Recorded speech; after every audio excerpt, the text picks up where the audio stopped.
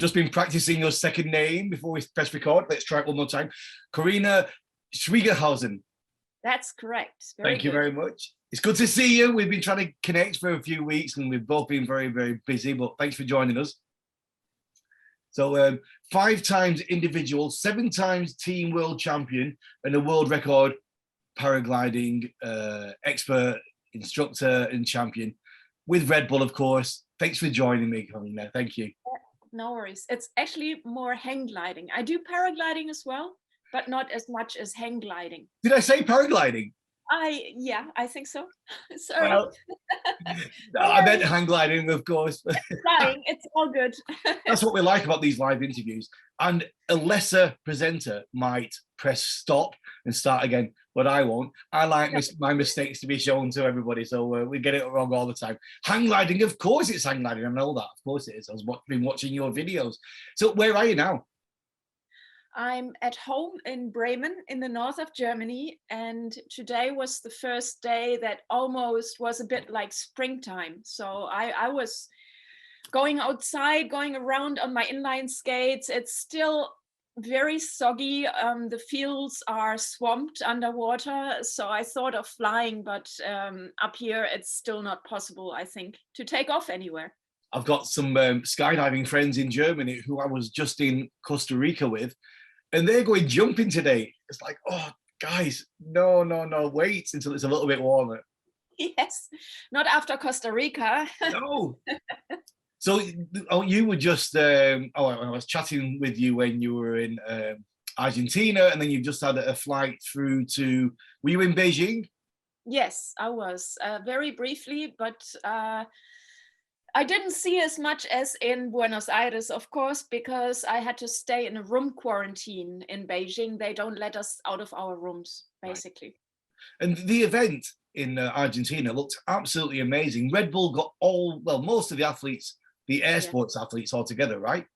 Yeah, that was the first time we all met, like international athletes from all the different disciplines from all over the world. It was just so inspiring, and I was in awe of everything the others do, and kind of everybody felt that about the other one. Yeah. So we all kept kind of low profile because we all knew that, you know, these are like the top girls and guys of the world, but we were just there for training and for teaching each other and just for inspiration. Just for coming back to kind of normal life, like before the COVID thing. Yeah.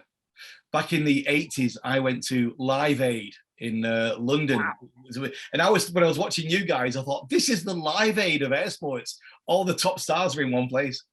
Wow. Well, thank you. I guess Live Aid had quite a big background back then. I watched it as a kid, and I was like all the live transfers from all over the world. That was amazing. Yes. Yeah. But it felt a little bit like a liberation, like being able to play again, do everything outside and just join together and have fun and just be normal, really. What is normal for us, I guess. Right. Yeah. Jump around all day with some sort of wings and fall or fly or ground handle or use kites or whatever we can get our hands on. Do you get to give some of your hang gliding experience to any of the other athletes? Yes, and that was just, I enjoyed that a lot. I love teaching.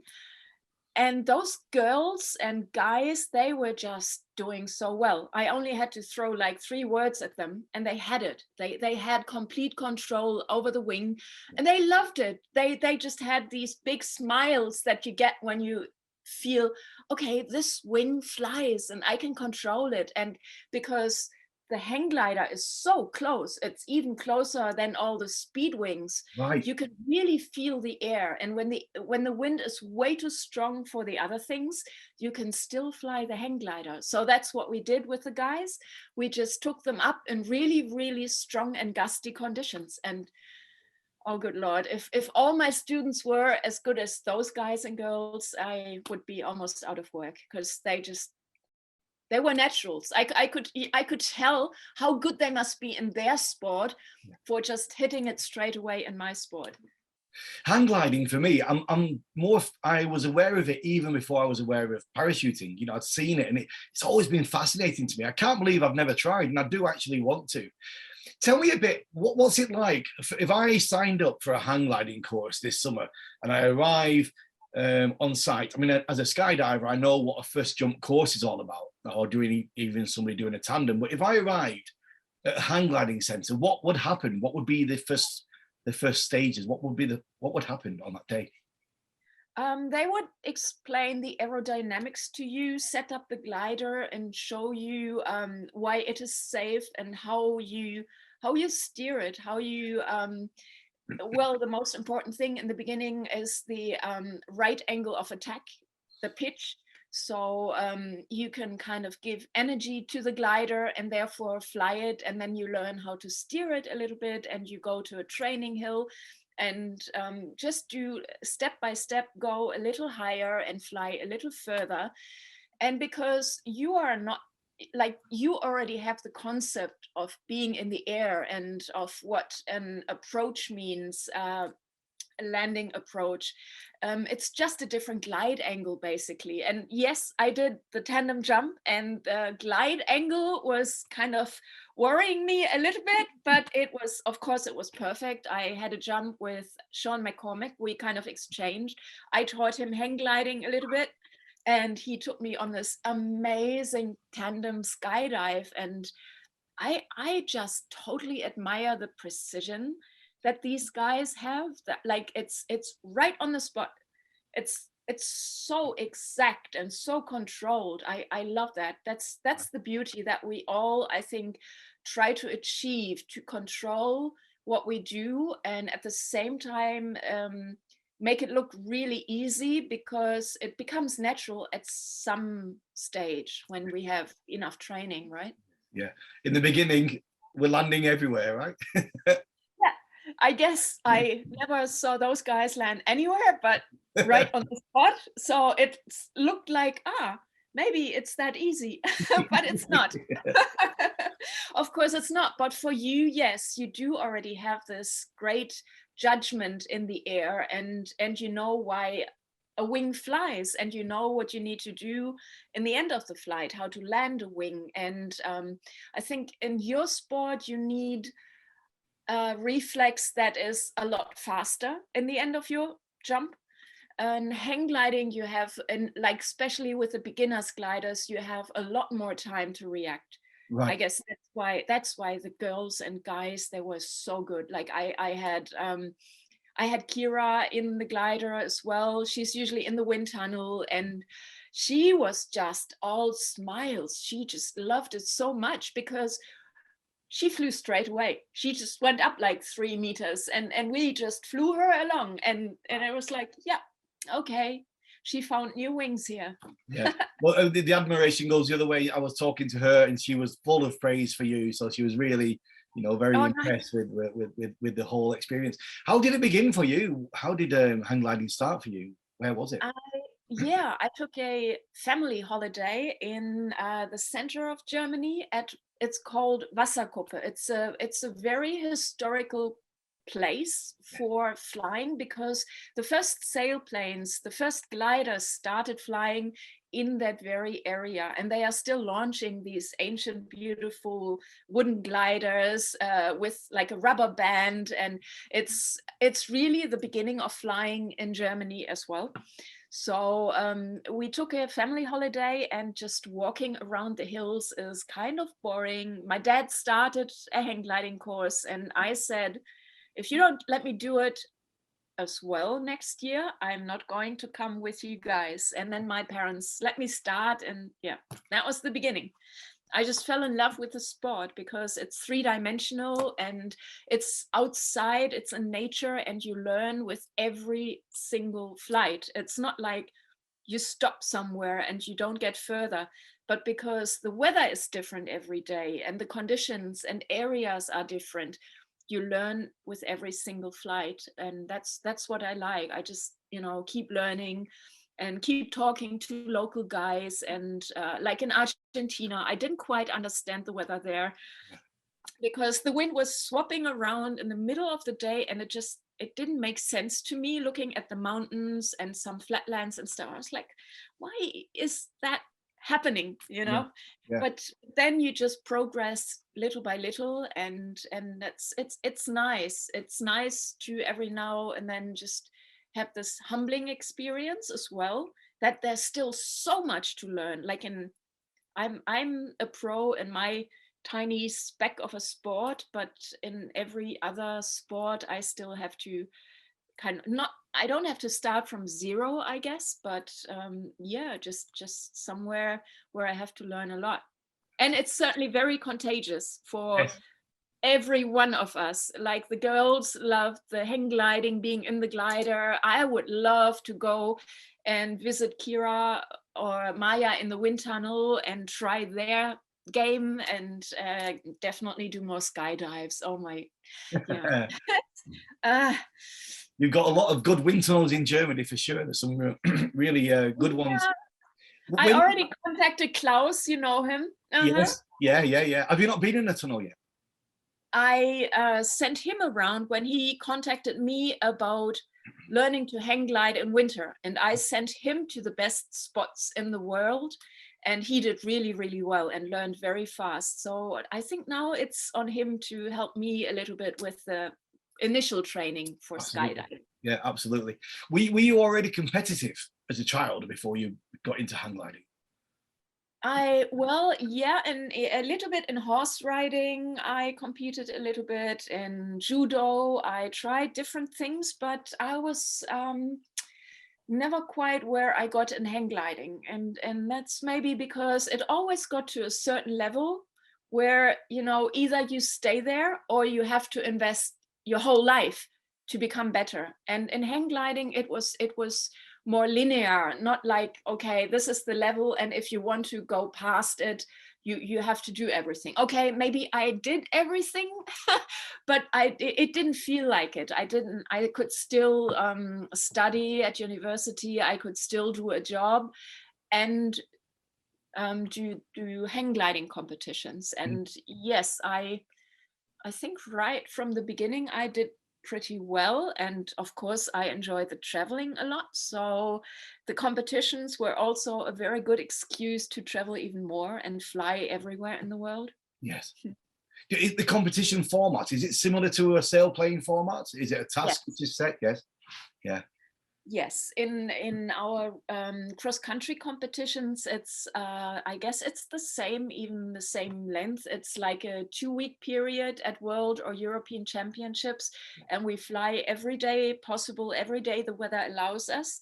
And in the end, all the points are added up, and the person who gets to go fastest wins the day, or who flies furthest on that very day earns most points. And then in the end of these, whatever, usually it's like 11 or 12 rounds if the weather is really good, wins. It's like an endurance competition. It's a little bit like chess in the air, because it's very tactical. You wouldn't believe how tactical it is. And yes, of course, you need a strong mind to just stay mentally in good shape as well over these 2 weeks. And knowing the conditions, knowledge of local conditions is everything, isn't it? You're gaining and seeing, like you were saying when you were first there in Buenos Aires with the wind shifts, so critical in hang gliding, right? Yes. It's absolutely important that you're able to read the clouds and to see convergence and to absorb the weather, so you know where the good points are, you know which birds suddenly can appear to help you. Oh, wow. Or where the alligators lie around in Florida, where not to land, maybe. Yeah. That was a big concern, because we had a world championships in Florida, and I went there 3 years before the Worlds for my first time ever flying in Florida, and I had huge respect for everything that looked like water. Right. And certainly stayed away and was way more careful than it needed, but then that's my approach. I always really check everything out, and then just, you know, just get closer and closer until I finally relax and see the bigger picture. I just, you know, I just approach from all different sides and make sure that there's nothing in the way, and then yes, then it works. Funny I should mention paragliding at the very beginning of this, because I was only thinking earlier when I was talking to, I think I was talking to another hang glider, Darren Brown from the UK. Okay. Yeah, last year, and we were talking about when people start and when they're training, and sometimes you get the same hill is being used by hang gliders and paragliders. And sometimes Yes. there can be a little bit of tension, right, between the two. Yes, if you know, sometimes the paragliders are more flexible. There is so they don't know what it's like if you have more speed and you just cannot quickly fly around them or stop in front of them. Yeah. And it helps immensely if you just take the paragliders and stick them into a hang glider and let them try a little bit on the training hill, and then and same for the hang glider pilots. So it's I just think it's important to have mutual respect. Yeah. And to just know the pros and cons of every wing, the like the individual aerodynamics and speeds, and then there's shouldn't be a problem. I think most of us do both, actually. Yes. A few of the wingsuit guys, they learned hang gliding last year in Austria, and they were pretty keen on doing a little bit more hang gliding. And certainly most of the paragliding guys have tried hang gliding, and most of the hang gliding guys have tried the other side as well. Yes. Interesting. So the wingsuit guys, that's Max Mano and all those guys, they were trying Yes. hang gliding. Yes. Interesting. And this whole Red Bull connection, I mean, Yes. what an absolute brilliant gift it is to air sports. I mean, they're a commercial company, of course, but they've come along and they've really lifted air sports throughout the whole program of what we've got to fly in the sky. How did you get involved with Red Bull? Oh, that's a long time ago. I had been invited to a show on television, and it was Saturday night prime time, the major channel in Germany, and I knew if I ever have a chance to find a sponsor, it is now. Wow. And very, very thankfully, I got the right contact, and they already had the Red Bull Acro team, and Felix was already jumping for Red Bull. So they already had some athletes with wings. Yes. And in Germany, they had been in Frankfurt at that time. And I studied in Darmstadt, which is like a 15-minute drive away. So I got the contact, and I was in the office 20 minutes after I talked to them. Wow. And introduced myself and my idea and what I was planning to do. I had no idea about how much I should charge, and I didn't really care because I liked the product and I liked the concept. Certainly the slogan gives you wings as a dream for somebody who wants to fly. Yeah.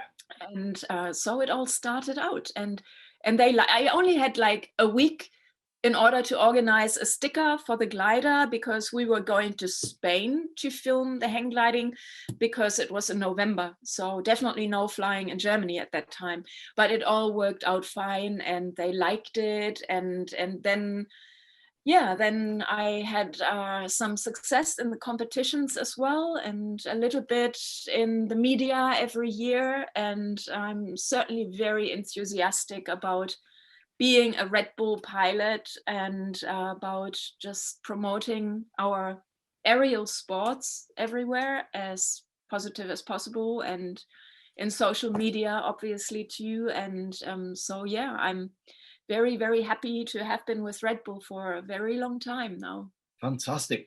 Yeah. What have you got coming up for 22? How's your calendar looking? Any different events? It's complicated. I am just trying to organize a glider in Australia, because I would love to go back to Australia. The country just opened up for tourists again, and I already got my e-visitor visa granted. So I'm very happy about that. I just need to find a hang glider to fly in a competition down there and go flying with some friends. And then maybe another comp or two in Florida before the season over here starts. But there's not a lot of time to qualify for the European Championships this year. They are already in July in Italy, and it's a beautiful place. I love Montecucco. It's close, close to Perugia. Or Assisi, maybe more people know Assisi is very close to Assisi. And I really, really want to join our German team, the guys. It's like, I would be, I think, the only woman in the competition, unfortunately. What's the qualification process? Yeah, it depends on the world ranking. So the top 6 pilots in the world ranking will qualify for the national team, and I just fell down to 7th place because they stopped the ranking kind of for the longest time during COVID, but they started it again in November, and I didn't know about that. And now my points radically went down because last year I could only compete in 2 competitions, and they count 4 competitions. And yeah, it's very complicated, combining job, and I take care of my sick parents and then doing the competitions. So it was all like, okay, I hope I make it. And yeah, I don't know, I will see. I'm very motivated to go there. I really hope that comes off for you. Yes. Wow. So you've got your job, you're a flight attendant as well, looking after your sick parents. Have you got time for anything else in your life? Have you got anything else going on? Just for some projects, yes. I try to make time. I mean, now it's finally getting a little better, a little easier. And so I hope that I would love to go back to Brazil and try to fly over 500 kilometers. I've broken the 400 as the first woman, and I would love to break the 500 kilometers in the northeast of Brazil, that is. And it's a cool place, and it's a great adventure. And I have some like 3 weeks in the end of October, beginning November. Yeah. So if the logistics work out and I can find a wing over there, yeah, that's our problem, is traveling with a hang glider, right? Exactly right. 4 meters and 20 or 30, and trying to keep 32 kilos that the airlines ask, and traveling with the huge hang glider as luggage. Usually we get to the airport, and at check-in they just shake their head and say no. Really? Say, yes, and they say no, and oh wow, I thought we had it hard taking rigs with those parachute rigs, but that's, what happens then? What do you do in that situation? Yeah, as a flight attendant, of course, I try to fly with Lufthansa, and I try to talk to the people before I travel. So I try to make sure that everybody is involved, and I show that I do a different job, and that, I help them and they help me, and hopefully it all works out in the best way possible. So yeah, in Mexico, in Rio, in Frankfurt, it shouldn't be a problem. In other stations, I usually go there on duty and talk to the ground staff, to the station management, if there are any problems shifting the glider from check-in on the plane. And now that there's a lot more 747s again flying again, there's more space, except cargo got really expensive, and they had so much cargo in all planes that that they didn't really want to transport gliders anymore. But I'm sure that must change pretty soon, hopefully. So hopefully we'll be able to travel easier, because like the people from Japan, they come over. The next World Championships next year will be in North Macedonia.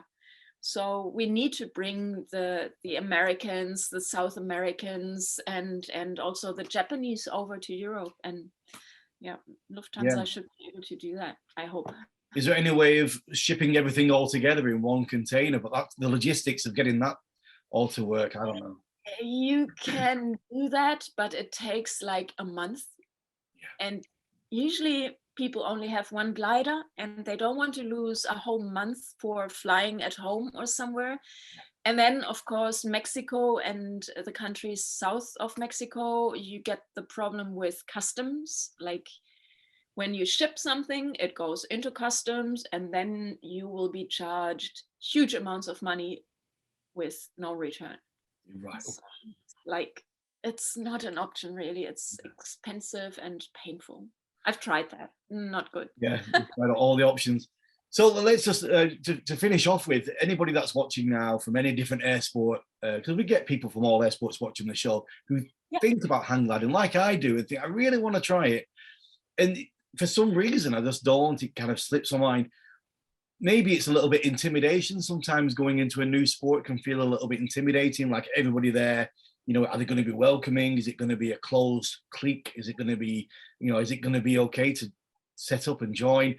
What advice would you give anybody who wants to try and book themselves on a first flight course for hang gliding this summer or this? Yeah, you know, just contact hang glider pilots online, and they will know where you find a good school in your area where you can try a tandem flight and how to get into the sport. And ask Klaus, he's the best example of how welcoming it is. I think all the aerial sports are so small that, you know, I've always been welcome. Even like I've met jet pilots who flew for the Navy in the United States, and they were so enthusiastic about my hang gliding. I couldn't believe it. I was like in awe of these guys who land on carriers. I mean, oh my God, right. It's incredible, right? Yeah. They fly jets, and but they see the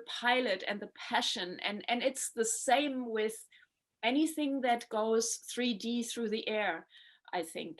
Yeah. And it is well, actually every athlete really likes sports. If I think of, you know, I brought back the winter Olympic athletes from Beijing, and just talking to the biathletes, to the guys who race skis, who fly without wings, who, you know, who jump, who do Nordic combination, Nordic combined, I think in English, or the bob, the whatever they do in the ice. It's just crazy. They kind of get very, very close at very high speeds to the ground as well, just without wings. So I have major respect for them, and I think they would be doing really well in our sport too, because they, if you have a concept of speed and being close to the ground with that speed, and that you can control it if you just learn how to do it, then there's no problem, and it's a lot of fun. So no, I think it's a great, probably a great thing to try in, like, if you have lower clouds, if you cannot skydive, certainly you can still jump into a glider and play around with a hang glider or a paraglider. All right, well, during the next few days you can send me the best links for here in Toronto and I will get myself signed up. Definitely. Hey, we operate flights to Toronto on the 747 from the end of March. So I make sure I come over, and maybe we can, you know, check it out somewhere. Yeah, I haven't flown in that area yet, but there's certainly, I think the top guy is a little further west of you, but we'll find a good spot for you. I'm motivated already. Thank you so much. I look forward to it. And thank you for joining me today. It's been a real pleasure. Thank you so much indeed. Thank you. Take care. Bye. Bye.